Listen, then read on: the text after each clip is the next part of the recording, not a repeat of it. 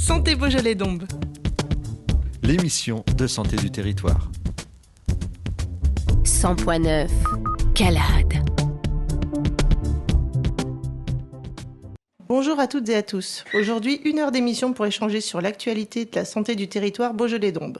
L'émission Santé Beaujolais-Dombes est disponible en ligne sur le site web de la radio Calade, ainsi que sur la page Facebook de la radio ou de la CPTS Beaujolais-Dombes. Mais en plus, vous pouvez désormais écouter notre chaîne YouTube. Il vous suffit de chercher CPTS Beaujolais-Dombes. Cette émission est produite par l'émission de radio de la CPTS Beaujolais-Dombes et animée par Marie. Bonjour Marie. Bonjour Alexandra. Et par moi-même. Sur la partie technique, Amaury, bonjour. Bonjour. Ludovic n'a pas pu se joindre à nous aujourd'hui. Ça lui évitera de confondre orthophoniste, orthoptiste, ergothérapeute. Et puis si vous n'avez pas la ref, je vous laisserai aller écouter notre émission sur le métier d'orthophoniste. Ou d'orthoptiste, les deux. On se trompe dans les deux cas. Voilà, c'est ça. En effet, aujourd'hui, nous allons parler du métier d'ergothérapeute. L'ergothérapie arrive en France après-guerre, notamment pour restaurer la capacité de personnes blessées ou traumatisées. La formation arrive en 1954, pratiquement en même temps que les kinésithérapeutes. Et elle est alors centrée sur l'activité artisanale ou manuelle et le travail est un moyen de réadaptation. Dans cette émission, nous allons aborder très certainement les notions de la rééducation et de la réadaptation qui sont parfois confondues par le grand public, mais qui, dans le milieu des soignants, sont bien codifiées. Réapprendre ou s'adapter, quelle est la mission des ergothérapeutes. Dans les années 80, on considère l'être humain comme un ensemble de structures et de fonctions sur lesquelles il est possible d'agir isolément les unes des autres. C'est comme ça que la profession s'intéresse à une approche centrée sur la personne et non plus seulement sur une déficience acquise. Dans cette émission, nous allons vous proposer successivement de découvrir qu'est-ce que c'est que l'ergothérapie, où et comment travaille un ergothérapeute, des exemples concrets et des limites, défis et idées reçues sur la profession. Pour en parler, nous avons le plaisir d'accueillir 3 ergothérapeutes, enfin 4, on compte Marie. Un peu encerclé là. Et je vais les laisser se présenter. Bonjour mesdames.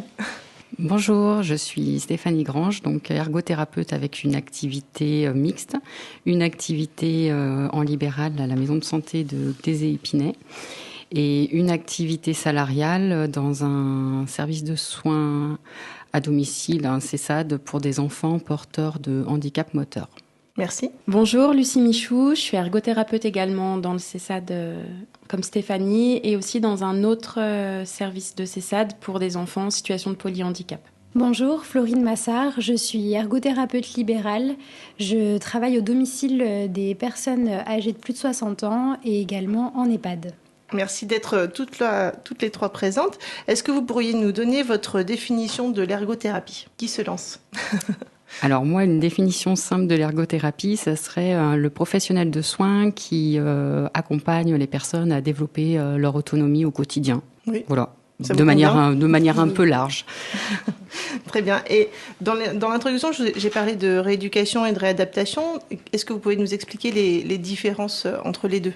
Alors, au niveau rééducation, on va plutôt être sur des gestes en fait à réacquérir ou à acquérir suite à un accident, une maladie ou chez un enfant en fait des gestes qu'il aurait du mal à apprendre ou sur des rééducations, je sais pas, de l'écriture, etc. Et d'un côté alors, je veux dire adaptation et réadaptation, parce que chez l'enfant, du coup, il y a le côté quand même adapté avant de réadapter, puisqu'il n'a pas vécu d'autres expériences.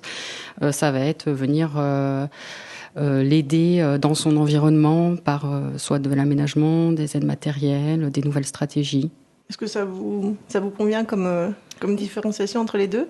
Oui, et puis si on fait après le lien avec la personne adulte et la personne âgée, dans la rééducation, on va souvent avoir affaire à un ergothérapeute en centre de rééducation ou en milieu hospitalier suite à un accident, suite à une pathologie ou par exemple suite à un AVC. Et là, la rééducation, elle va venir en complément finalement des autres professionnels de santé, notamment des kinésithérapeutes, où l'ergothérapeute va se centrer vraiment sur les activités de la vie quotidienne de la personne et l'aider à retrouver son autonomie dans ces différentes activités qu'elle souhaite et qu'elle doit réaliser. Et sur la partie réadaptation, on viendra s'intéresser à l'environnement, à l'aménagement du logement, à l'aménagement du poste de travail, pour que là encore, la personne elle puisse pouvoir garder son autonomie et son indépendance. Donc, vous le disiez, vous intervenez auprès d'enfants. À partir de quel âge vous pouvez intervenir ? Alors, moi, les plus petits, 2 ans au cabinet. Après, c'est variable. Enfin, je pense qu'on peut. Enfin, je me permets de prendre le relais aussi, mais on peut intervenir. Enfin, un ergothérapeute peut intervenir à tout âge de la vie parce que après, ça dépend de ses formations et de ce qu'il fait en soi.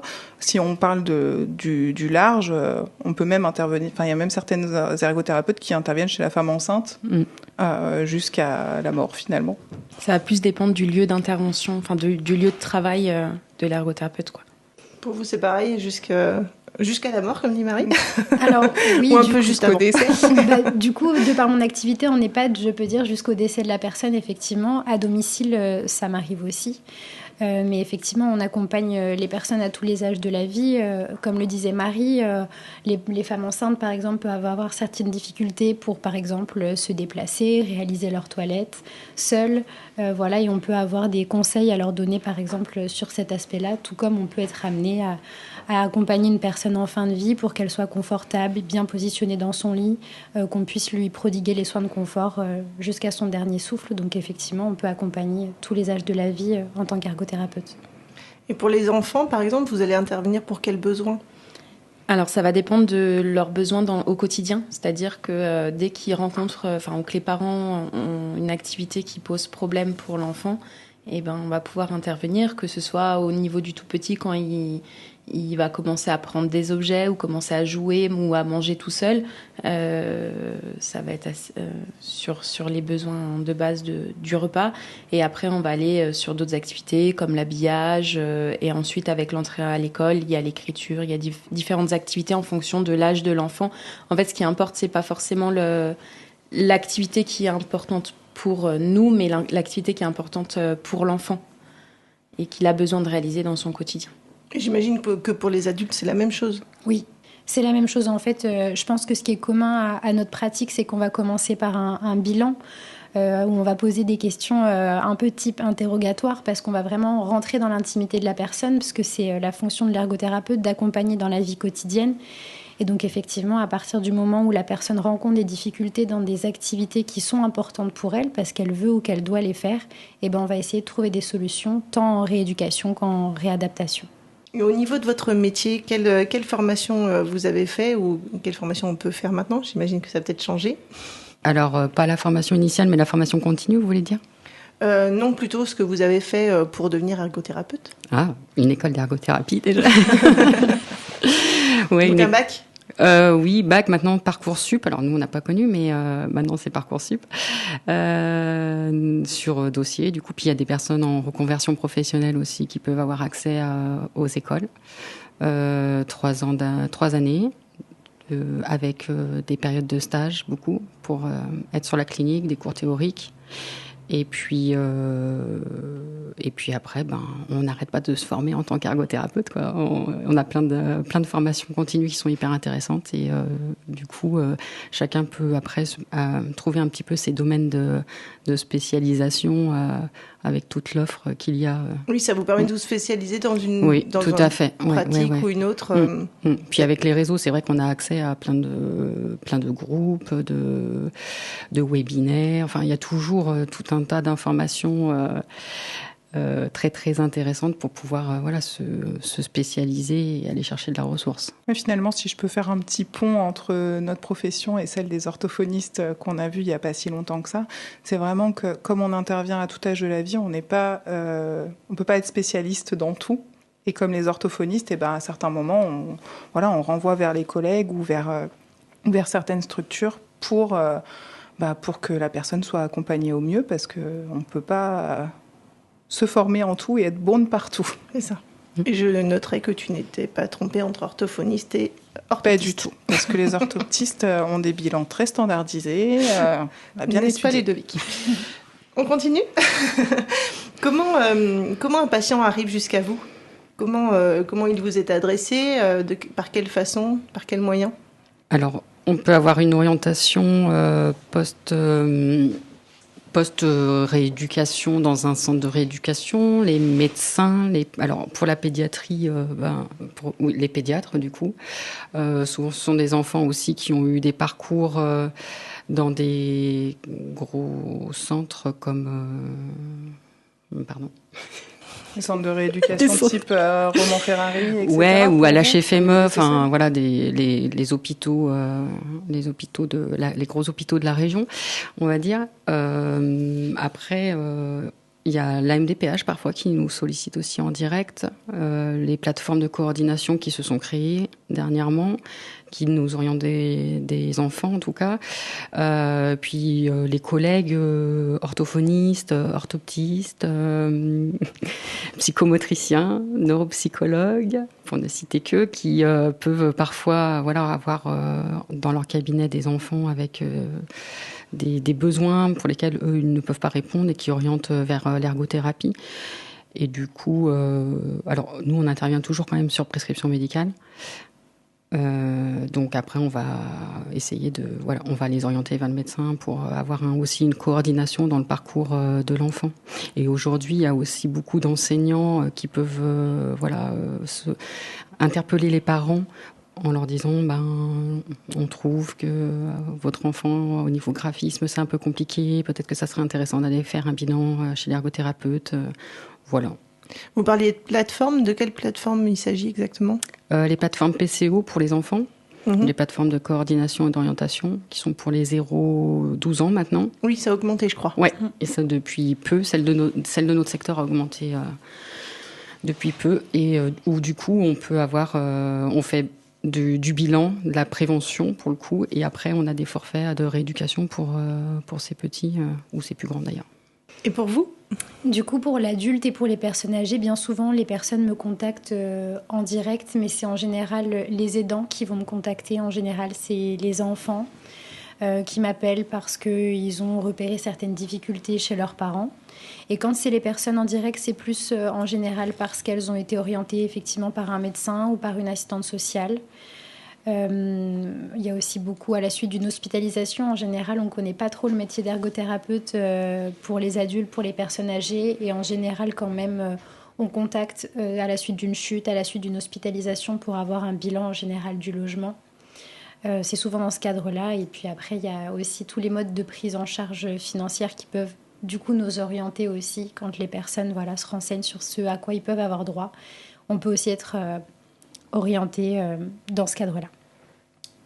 Merci. Et quand un patient vient chez vous, j'imagine que vous faites donc un bilan, vous disiez. Comment vous faites pour évaluer un petit peu, faire l'état des lieux de départ et puis comment vous choisissez le nombre de séances que vous allez faire, à quel moment est-ce que vous réévaluez aussi la situation, comme nous avaient parlé les orthophonistes dans une précédente émission. Comment ça se passe chez vous ?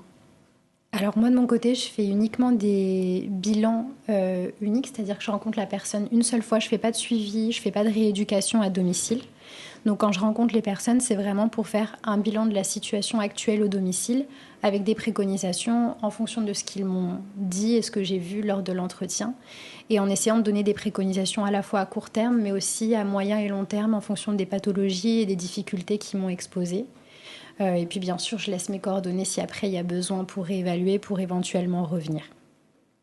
Alors au CESAD, au niveau de l'évaluation, on va s'attacher à ce qui est difficile pour la personne, quelle activité est difficile, et ensuite évaluer cette activité par des mises en situation ou par des bilans standardisés selon le besoin, ou si on a besoin d'approfondir un petit peu, avoir plus de précision sur quelle est la difficulté, est-ce que c'est plus au niveau moteur, est-ce que c'est plus au niveau sensoriel, cognitif. Voilà, on va avoir différents bilans. Et ça va être aussi l'échange avec l'enfant, la famille, et un temps d'échange en temps de projet avec les autres personnes du professionnel du CESAD, parce que c'est une équipe pluridisciplinaire. Et c'est à ce moment-là qu'on va déterminer du coup la fréquence des séances selon l'objectif principal à ce moment-là, pour ne pas non plus surcharger l'emploi du temps des enfants. Il peut y avoir des priorisations en fonction des besoins que chacun a révélés au niveau de ses bilans et de son évaluation initiale. Et vous refaites une évaluation en cours de, on va dire traitement, mais c'est pas vraiment traitement. Alors les projets au niveau du CESAD sont réévalués tous les ans. mais on peut régulièrement, en fonction du besoin, ou s'il y a des thérapeutiques un petit peu plus précises, comme par exemple des injections de toxines ou des choses comme ça, on peut faire d'autres bilans régulièrement au cours de l'année. Mais chaque année, en tout cas, il y a un temps de projet où tous les professionnels font le point de là où ils en sont. Et nous, en tant d'ergothérapeute, on fait le point sur là où il en est dans ses activités qui étaient problématiques, ceux pour lesquels il a progressé, ceux qui restent compliqués, qu'il aimerait pouvoir progresser. Et au niveau du CESAD, comme c'est un CESAD neuromoteur, il y a aussi alors on s'attarde pas sur la fonction analytique, c'est pas notre la motricité, par exemple, l'extension de poignet pourrait être vraiment très analytique. Ça va pas être ça, nous, qui est important. Ça va être plus ce qui le gêne dans son quotidien. Mais par contre, on nous demande quand même ces bilans plus analytiques dans le cadre, par exemple, de toxines, comme je disais tout à l'heure, ou s'il y a des projets de vie. Mais du coup, ce sont des prises en charge qui sont longues. Si vous faites un bilan tous les ans. Oui, en CESAD, en général, les prises en charge sont longues. D'accord. Après, on peut prioriser et, par exemple, faire des coupures dans les rééducations pour mettre en place pour privilégier d'autres rééducations et après réévaluer. Mais en général, ces enfants-là, ils restent au CESAD plusieurs années. Et dans votre pratique, pareil aussi, c'est... je veux dire, en libéral, les enfants, vous ne les voyez pas forcément pendant 1 an, 2 ans, 3 ans, si ? Non, pas forcément. Non, il y a des prises en charge qui peuvent être plutôt courtes. Ça va être des enfants qui ont des difficultés à un certain moment de leur vie, mais en fait, on ne sera pas dans un trouble vraiment avéré. Donc ça sera plutôt court. Et à d'autres moments, on peut avoir des enfants qui ont un cumul de difficultés, on va dire, qui fait qu'on va les rencontrer pendant plusieurs années parce qu'aussi les problématiques, elles vont évoluer. Ce qu'un enfant de 3 ans en fait fait, c'est pas ce qu'un enfant de 6 ans fait non plus. On va lui demander autre chose. Et puis il y aura d'autres exigences et d'autres apprentissages qui vont se faire. Donc parfois, ça peut être un petit peu long. Donc le bilan, quand c'est sur des prises en charge courtes, c'est un bilan au début, à la fin, et puis c'est terminé. Oui, alors le bilan de fin, pas nécessairement. Si l'objectif c'était, je ne sais pas, apprendre à faire mes lacets, et que l'enfant, dès qu'il arrive à les faire, on a besoin de réévaluer. On a l'évaluation, ça va être la mise en situation en fait, et puis l'apprentissage, du coup, la répétition et l'acquisition finale. Ok, très bien. On se sépare pour quelques instants pour écouter Superbus avec Petit Détail. Santé Beaujolais-Dombes. Santé Beaujolais-Dombes, l'émission de santé du territoire. Vous êtes sur Radio Calade et aujourd'hui notre émission se consacre au métier d'ergothérapeute. Nous venons de voir ce que ce professionnel de santé peut apporter comme aide pour les personnes en situation de handicap ou en ayant perdu une autonomie et comment ils peuvent les aider à réaliser leurs activités quotidiennes de manière autonome, sécurisée et efficace. Juste avant la pause musicale, nous parlions des bilans. Marie, je crois que tu voulais nous rajouter quelque chose. Oui, des évaluations. Et effectivement, je pense que c'est important aussi de nous différencier aussi des autres professions en parlant des modèles de l'ergothérapie, même s'il y en a beaucoup, mais surtout un qui nous définit quand même beaucoup, qui est finalement l'ergothérapeute. Il va venir se placer au centre de la personne, ses capacités et donc toutes les parties analytiques dont Lucie pouvait parler avec ses bilans finalement très standardisés d'extension, etc., mais aussi donc l'environnement de la personne et du coup les occupations. Et nous, on va venir se positionner vraiment au centre de tout ça, voir ce que la personne est en capacité de faire, comment, dans quel environnement et avec quelle performance, quoi. Merci. Je ne sais pas si c'était très clair. Si, j'ai ajouté des choses. Si j'ai compris, c'est que ça va. Mais je pense que c'est vraiment un socle commun à tout ergothérapeute, peu importe l'endroit où il exerce et la population avec laquelle il exerce. Merci pour cette précision. Tout à l'heure, vous le disiez toutes les trois, vous exercez dans des lieux différents. Est-ce que vous pourriez nous redire un peu vos modes d'exercice pour votre profession ? Il y a le libéral, vous disiez ? Oui. Il y a les CESAD. Oui, voilà. Je vous ai suivi. Il y a les centres, les endroits, Oui, c'est ça. les lieux d'intervention. Alors, je vais parler pour moi. Je suis infirmière, je Oui. suis libérale, j'ai travaillé en hôpital. On peut travailler dans le secteur privé, le secteur public, en crèche, voilà. J'imagine que pour les ergothérapeutes, il y a aussi d'autres moyens d'exercer sa profession. Eh ben, il y a tout pareil. Il y a maintenant aussi des ergothérapeutes en crèche. Il y a effectivement dans les centres de rééducation, dans les hôpitaux, les cliniques, dans le médico-social, dans à peu près toutes les institutions du médico-social, de la petite enfance jusqu'au foyer de vie pour les personnes en situation de handicap, les EHPAD, l'activité libérale. Après, il y a aussi le milieu carcéral. Et psychiatrique. La psychiatrie, bien sûr. La santé mentale, oui. Très important. Étant donné que vous avez au moins, si je ne me trompe pas, chacune 2 lieux d'exercice, c'est ça ? Est-ce que vous pourriez nous expliquer les différences entre vos différents lieux d'exercice ? Qu'est-ce qui est fondamentalement différent en CESAD et en libéral ou en EHPAD Alors c'est vrai que pour moi, je vois vraiment les 2 côtés assez opposés puisque j'accompagne à la fois les personnes âgées au domicile qui souhaitent rester le plus longtemps possible chez elles. Et je travaille aussi 2 jours par semaine en EHPAD. Donc je vois là des personnes qui n'ont pas pu ou n'ont pas voulu pour différentes raisons rester à leur domicile. Et donc c'est vrai que l'accompagnement, il est totalement différent. Pour les personnes qui vivent à domicile, je vais m'intéresser justement à leurs occupations, à leur vie quotidienne, quelles sont les tâches qu'ils réalisent, qu'est-ce qui est important pour eux et dans quelle pièce de la maison et dans quelles activités de la vie quotidienne je peux leur apporter des préconisations pour qu'ils puissent continuer à faire ce qu'ils ont envie et besoin de manière sécuritaire, confortable, pratique. Et puis en EHPAD, je vais plutôt accompagner les personnes sur la mise en place de matériel pour leur permettre de marcher, par exemple, avec une canne, avec un déambulateur, quel type de fauteuil on choisit. Et puis après, sur tout ce qui va être aussi positionnement, pour éviter les postures vicieuses, pour éviter les escarres. Donc on va avoir là aussi en fait un bilan finalement de l'autonomie de la personne en lien avec les équipes de soins.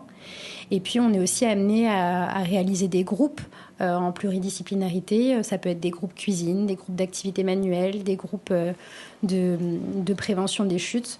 Pareil, pour permettre aux personnes qui vivent finalement dans l'EHPAD, parce que l'EHPAD est un lieu de vie malgré tout, de pouvoir continuer aussi à avoir du lien social et à avoir leur autonomie autant qu'elles le peuvent. Donc vous faites également de la prévention ? Oui.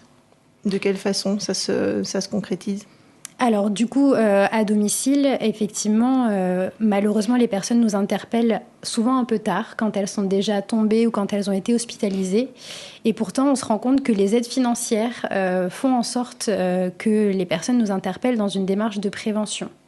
C'est-à-dire qu'elles incitent les personnes à connaître, prendre connaissance des dispositifs et des aides le plus tôt possible, parce que justement, c'est des choses qui peuvent mettre du temps à se mettre en place, de bénéficier des aides, mais à la fois aussi de faire réaliser des travaux. Quand on pense par exemple à adapter sa salle de bain, remplacer la baignoire par une douche.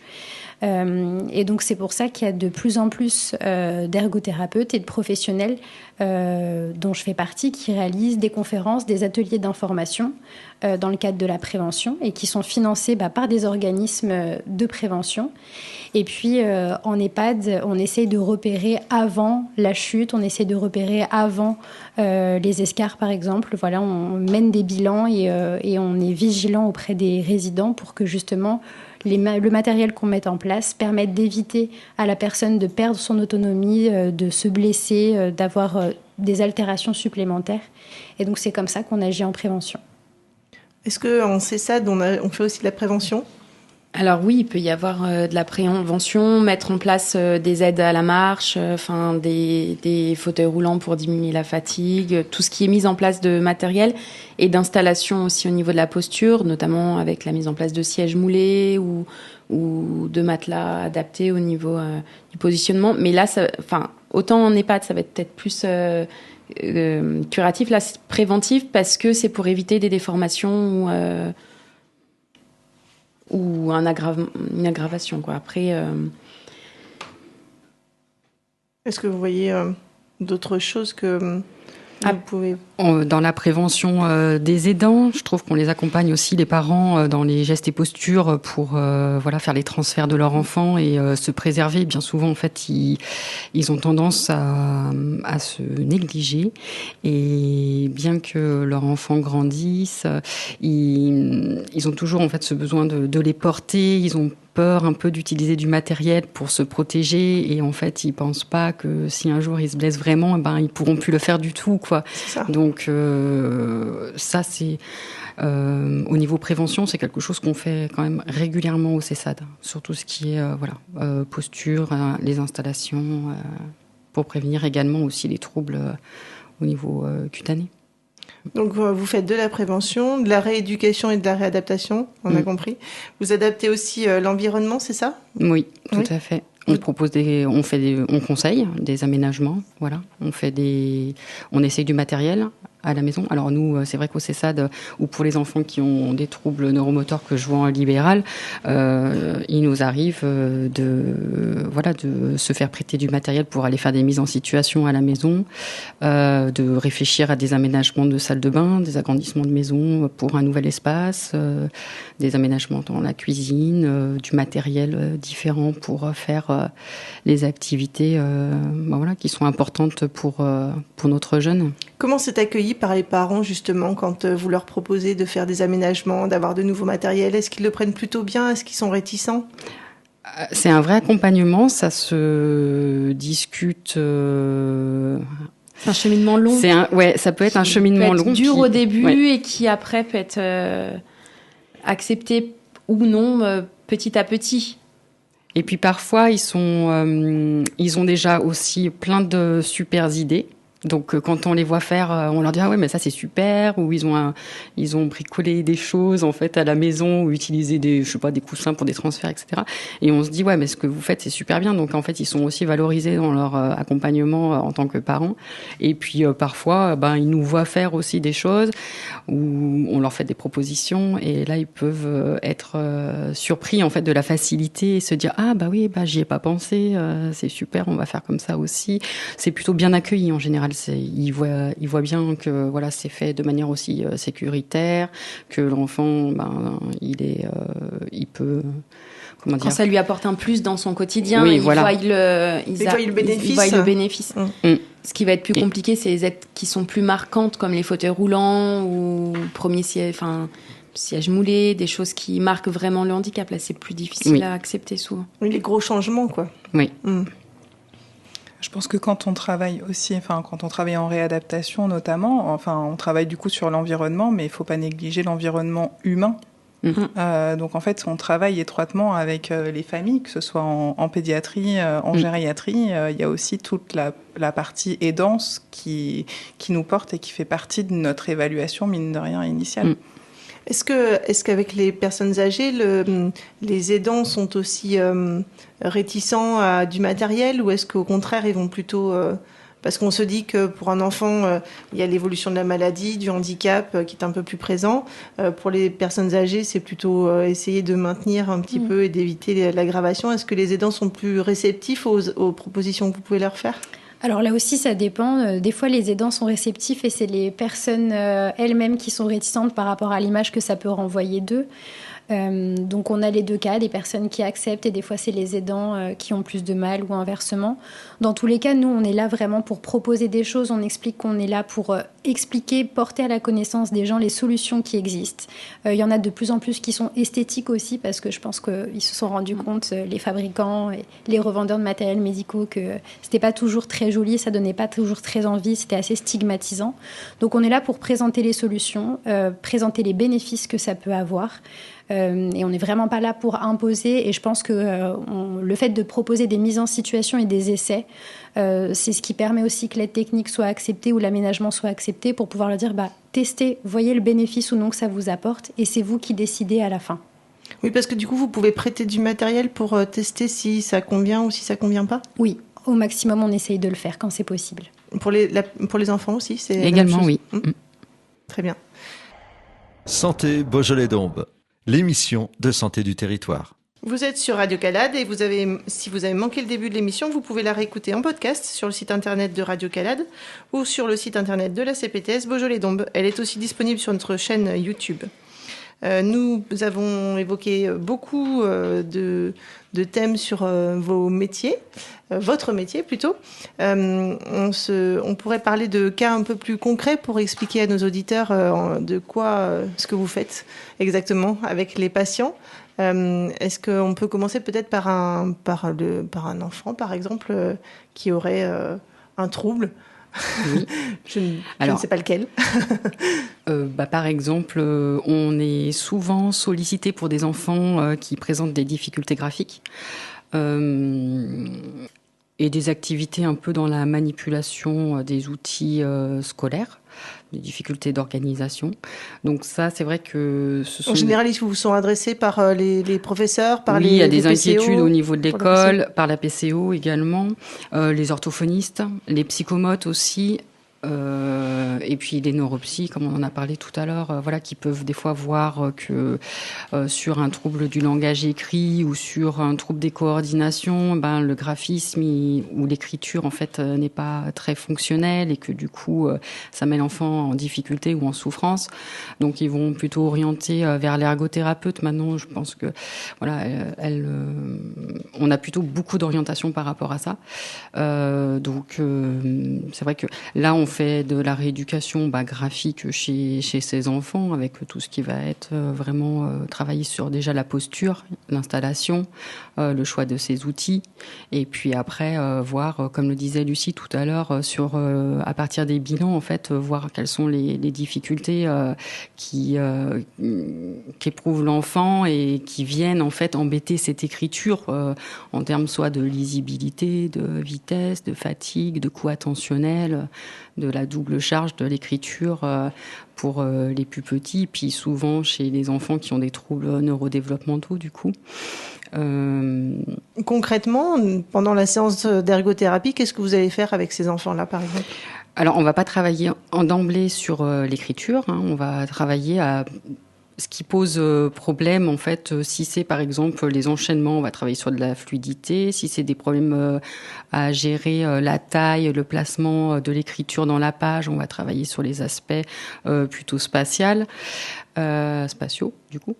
Ça va dépendre en fait un petit peu de ce qui vient mettre en difficulté l'enfant, en fait, à partir comme en analysant le bilan initial. Et puis après, si on voit une résistance dans la mise en place d'une écriture qui soit fonctionnelle, même si, souvent il y a une amélioration, un enfant il progresse, c'est plus joli ou c'est plus rapide, c'est moins coûteux, mais avec les exigences des classes supérieures, souvent l'écriture elle reste quand même problématique. Et là, du coup, on va passer sur le côté adaptation avec l'adaptation des supports. Déjà, dans un premier temps, proposer des polycopiés, des photocopies, des cours numériques, et puis après passer sur un apprentissage de l'outil informatique. C'est le type de prise en charge qu'on a fréquemment en libéral. Donc vous allez apprendre aux enfants à écrire à l'ordinateur. C'est ça. Ou du moins à utiliser l'ordinateur pour être dans des tâches d'élèves fonctionnels sans oui, parce qu'il n'y aura pas forcément que écrire à l'ordinateur, il y a aussi l'utiliser. On va du coup, pour certains, permettre de... Tout ce qui va être difficulté organisationnelle, en fait, ou de manipulation, ça va nous permettre, en fait, je trouve pas le mot, de pallier, en fait, de compenser, de compenser toutes ces difficultés. On va limiter les manipulations, il va pouvoir faire de la géométrie sur un logiciel qui sera adapté, parce que souvent, c'est des enfants qui vont avoir des difficultés avec leur compas, leur équerre, à le mettre dans le bon sens. Donc, il y a plein de choses qu'on va pouvoir éviter. Puis on rencontre aussi beaucoup d'enfants qui ont des troubles du langage écrit, et pour le coup on va pouvoir les accompagner sur l'utilisation de logiciels plus spécifiques avec des correcteurs orthographiques, grammaticaux, des dictées vocales, des synthèses vocales. Voilà, il y a beaucoup de choses aujourd'hui qui permettent du coup à l'élève de travailler de manière plus autonome par rapport aux exigences scolaires. Au CESAD, par exemple, vous allez voir peut-être des enfants qui sont polyhandicapés ou avec des difficultés plutôt motrices Oui. Dans les deux services, en effet, ils ont un handicap neuromoteur et notamment il y a des enfants en situation de polyhandicap où du coup, l'intervention, elle va être plus ponctuelle et pour permettre de réaliser le maximum de choses dans le quotidien. Donc, on va voir au niveau de la personne ce qu'elle est capable de faire et de pas faire en mettant en situation. Et on va beaucoup adapter l'environnement, mettre en place des couverts adaptés pour qu'ils puissent attraper la cuillère. On va aussi pouvoir beaucoup agir sur l'installation avec la mise en place de sièges moulés, de matériel adapté.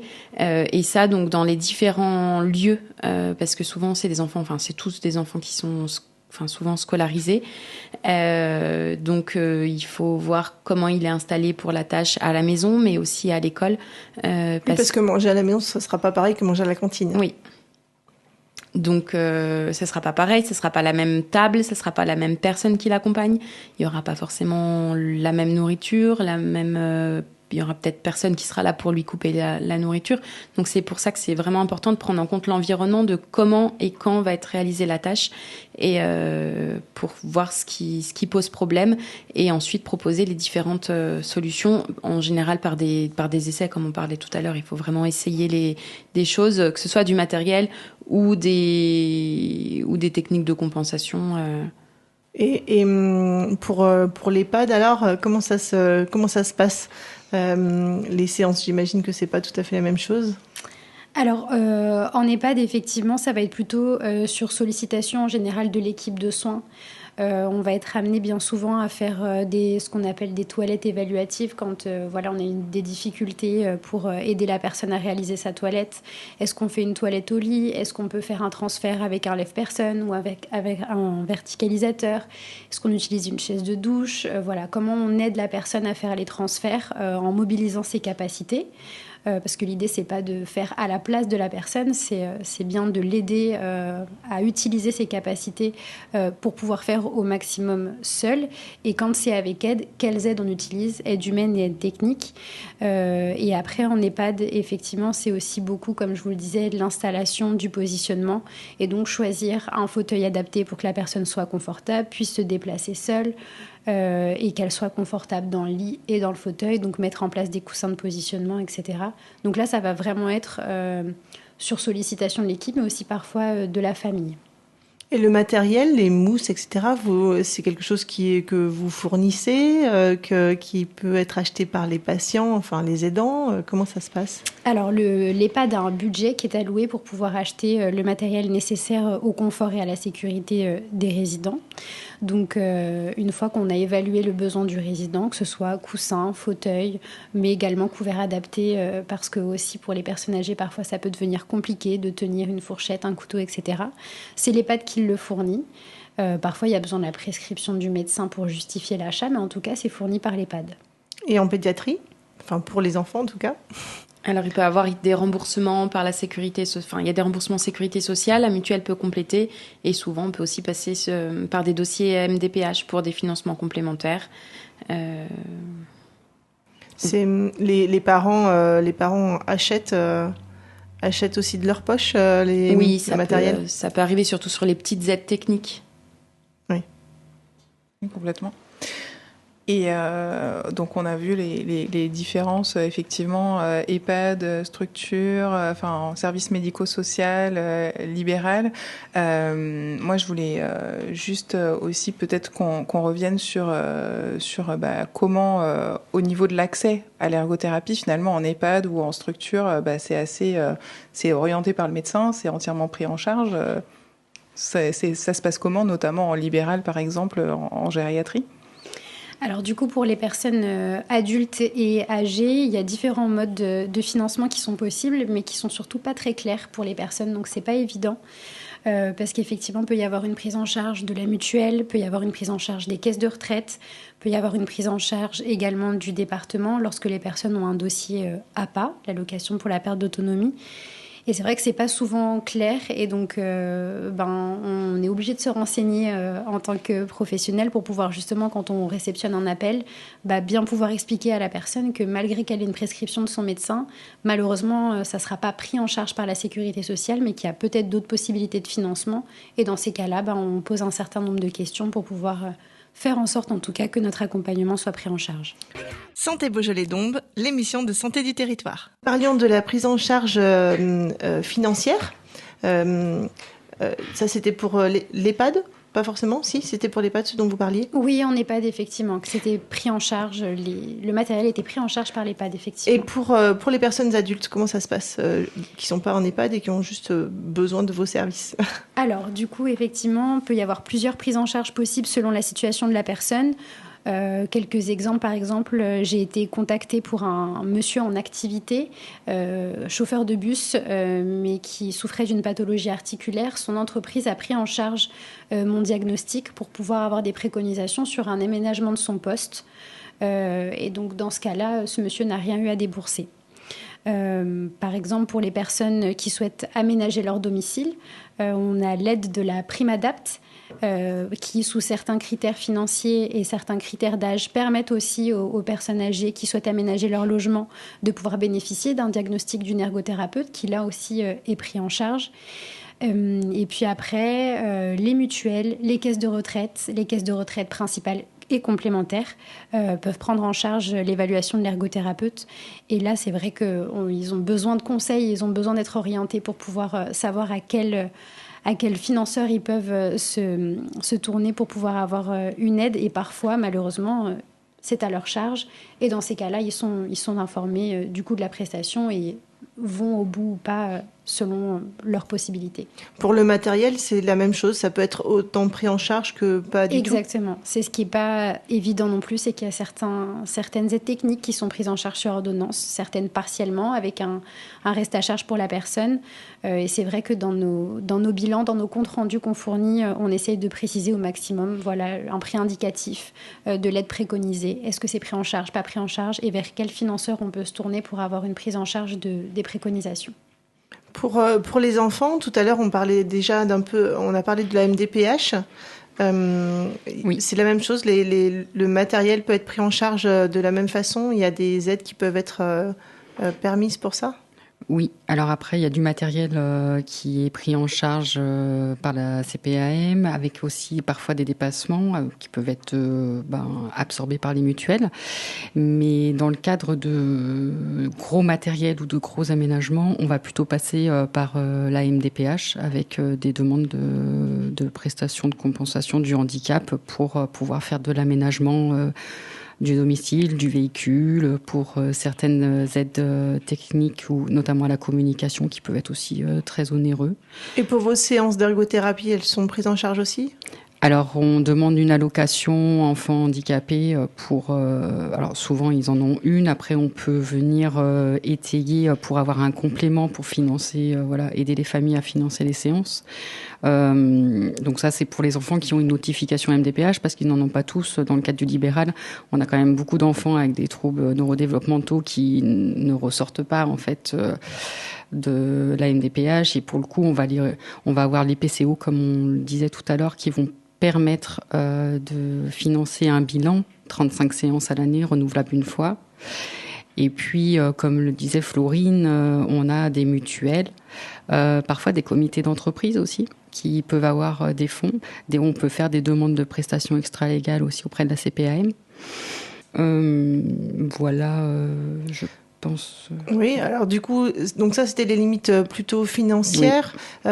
Au niveau des délais de consultation, est-ce que vous avez des délais à rallonge ? Alors, je ne parle pas du CESAD ou de l'EHPAD, parce que là vous êtes directement sur place, mais en libéral, comment ça se passe ? Alors moi, j'interviens en général assez rapidement. Ça dépend le secteur, effectivement, moi, j'interviens dans un secteur assez large. Ça peut m'arriver d'essayer de grouper certaines visites, mais en général, c'est pas au-delà de 2 semaines pour pouvoir intervenir chez une personne, puisque j'estime que s'il y a un bilan qui est demandé, c'est que si je veux être aussi dans une démarche de prévention, il faut aussi que moi, je puisse intervenir assez rapidement, sachant qu'après, il y a le délai aussi de transmission du compte rendu. Donc moi, je dirais 2 semaines maximum. Et pour vous ? Alors pour le coup, je trouve qu'au CESAD, le délai est bien plus long qu'en libéral parce qu'il y a des enfants qui ont des notifications pour intégrer le CESAD et qui attendent des années par manque de place. Donc pour le coup... Et qui vont mettre en place du libéral souvent en attendant pallier en attendant la place. Après, moi, au niveau du libéral, j'ai des créneaux de bilan. Donc j'arrive à réaliser un bilan dans le mois qui suit, on va dire. Et après, au niveau des prises en charge, c'est quand même... de toute façon, on définit un petit peu avec les parents au départ des objectifs bien précis. Et parfois, ça peut être assez court. Donc il y a un turnover de disponibilité. Voilà, tout à fait. Et puis après, j'ai quand même pas mal aussi de suivis 1 semaine sur 2. Des suivis aussi en visio qu'on met en place avec de l'accompagnement parental et du coup qui permettent aussi d'être devant des choses plus ponctuelles, de répondre à une demande bien spécifique. Ça fluidifie un peu. Ouais, ça fluidifie et puis du coup on travaille vraiment objectif par objectif comme ça et puis ça permet de faire des coupures, de pas se lasser. Donc je trouve que c'est relativement fluide. Moi j'ai pas de liste d'attente de fou. J'ai une question de vieille infirmière. Quand j'ai fait mes études, on voyait les ergothérapeutes bricoler. Tout à l'heure, vous parliez de bricolage des familles parfois. Vous bricolez toujours ? Moi, je bricole pas. Vous n'avez pas votre petite clé à molette ? Ah si, par contre, je resserre des vis. D'accord. Bon, un petit peu de bricolage alors, mais on pas règle trop. les hauteurs, on règle le matériel qui est déjà existant, plus qu'en créer du matériel. Après, on peut faire appel à des orthoprothésistes qui peuvent nous fabriquer du matériel homologué, du coup, et qui permettent d'avoir l'installation qu'on recherche. C'est ça, le problème du bricolage, c'est qu'on ne sait pas combien de temps ça va durer, ni si c'est bien sécuritaire, quoi. Pour des questions de sécurité et aussi d'hygiène, c'est vrai qu'il y a de plus en plus de matériel qui se développe et donc on a quasiment une solution pour toutes les problématiques qu'on peut être amené à rencontrer. On a aussi la chance d'avoir vu l'émergence des impressions 3D qui nous permettent aussi de venir créer là encore des choses pour venir répondre à des besoins peut-être plus spécifiques. Je dirais plutôt qu'on est vu comme une profession pratique, c'est-à-dire que comme on est basé sur le quotidien, effectivement, des fois, on va apporter des solutions qui semblent évidentes, mais c'est aussi notre capacité, c'est d'avoir le recul sur la situation. Comme le disait Marie, on voit la personne, on voit son environnement, on voit ses occupations, et on prend ce recul-là qui nous permet d'avoir, en fait, finalement, peut-être l'idée qui paraissait simple et évidente, mais encore fallait-il l'avoir, mettre en lien la personne avec le bon partenaire, le bon fabricant, pour lui permettre de réaliser ce dont elle a besoin. Merci. Santé Beaujolais-Dombes, l'émission de santé du territoire. Nous venons de voir que l'ergothérapeute, c'est un professionnel de santé qui aide les personnes à rester autonomes dans leur vie de tous les jours. Que l'on soit enfant, adulte ou senior, après un accident, une maladie ou simplement avec l'âge, certaines activités deviennent plus difficiles. S'habiller, écrire, cuisiner, se déplacer ou même simplement vivre chez soi. L'ergothérapeute observe comment la personne fait les choses dans son environnement et ça peut passer par la rééducation, l'apprentissage de nouveaux gestes ou encore l'aménagement du logement et l'utilisation de techniques et d'aides adaptées. On le retrouve à l'hôpital, en centre de rééducation, dans les écoles, dans les EHPAD ou à domicile, souvent en lien avec les autres soignants. En résumé, l'ergothérapeute, c'est un peu le spécialiste du quotidien. Il ne cherche pas à changer la personne, mais à adapter le monde autour d'elle pour qu'elle puisse continuer à vivre pleinement à sa manière. Si vous souhaitez prendre contact avec un ou une ergothérapeute, vous pouvez retrouver leurs coordonnées sur le site internet de la CPTS Beaujolais-Dombes. Et si vous avez manqué le début, vous pouvez nous retrouver sur le site de Radio Calade en podcast, dans l'onglet Santé Beaujolais-Dombes. Vous pouvez également retrouver l'émission à partir de notre site internet de la CPTS Beaujolais-Dombes et désormais sur YouTube, sur notre chaîne. Merci de nous avoir accompagnés tout au long de cette émission. Marie, moi-même. Oui. On se retrouve le mois prochain avec Ludovic. C'est ça, un petit message personnel. Nous n'avons fait aucune coupure. Cela ne vient donc pas de nous. Pas de bafouille, Ludovic. Pas aucune. Allez, on vous retrouve donc le mois prochain, pardon. Ah bah voilà. Voilà, c'est le karma à chaque fois. À chaque fois que je me moque de lui, hop. Et on abordera le lourd sujet des violences faites aux femmes. Merci beaucoup. Au mois prochain. Au revoir. Au revoir.